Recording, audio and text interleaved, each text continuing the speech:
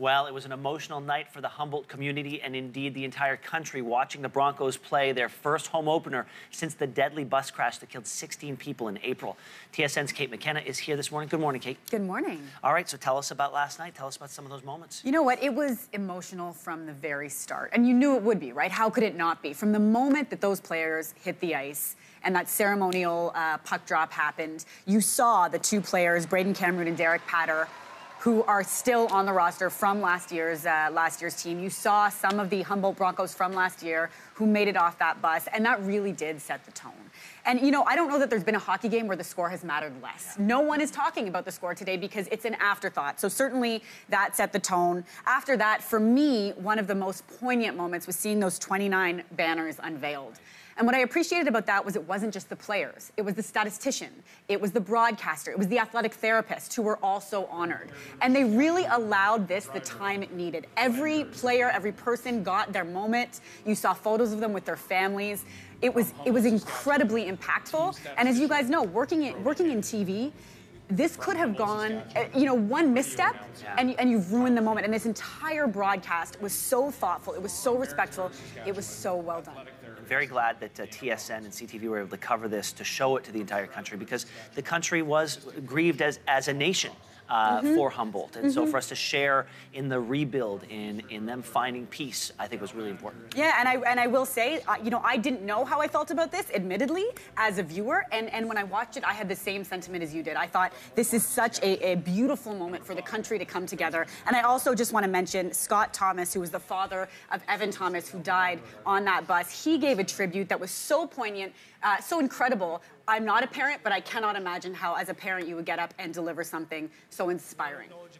Well, thank you for the recap from last night, Kate. Let's move on to NHL news. And I mean, the Ottawa Senators, it's like headline after headline. And now we're talking about this really awkward video. Yeah, this is what we call a hard turn. Okay, so I need to tell you about this video released earlier this week. You have Sens owner Eugene Melnyk, who is not beloved in those parts these days, and you had defenseman Mark Borowiecki, and they did a video that is being called Between Two Sens, i.e. between two firms. Right. I need you to take a look at just how awkward this was. And I think that this year is going to become one of those watershed years for us. Yeah, I agree. I mean, we're pretty excited, I think. How's the dressing room? You know what? I think that was kind of a question that I was going to ask you, too. What did the they do? whole thing was so awkward. What is this? It's a great question. Yeah. Kelsey just said, what are they doing? Well, this is the thing. So it was a video that was released at about 10 p.m. on a Monday. So a weird time, a weird strategy, right? Time to release a video. So this was essentially an opportunity for Melnyk to say, we are going to rebuild. But why do it in that format with a player who's not an interviewer? The whole thing was a hot mess. So you're suggesting we go online, watch it, and then watch it again, and then watch it again. And again, and it gets better and better and worse at the same time. All right, let's finish up with some NFL news because Oakland Raiders running back Marshawn Lynch is making headlines all over the internet for reasons that have nothing to do with how he plays. I love this story so much. Yeah. Marshawn Lynch, one of the hardest hitting running backs in the NFL, aka beast mode. Beast mode. He played a game, scored a touchdown, but that's not what people are talking about from earlier this week. Instead, the broadcaster put up a photo of him from high school. Oh. Look, there he is. He looks like Steve Urkel. Oh, look at that.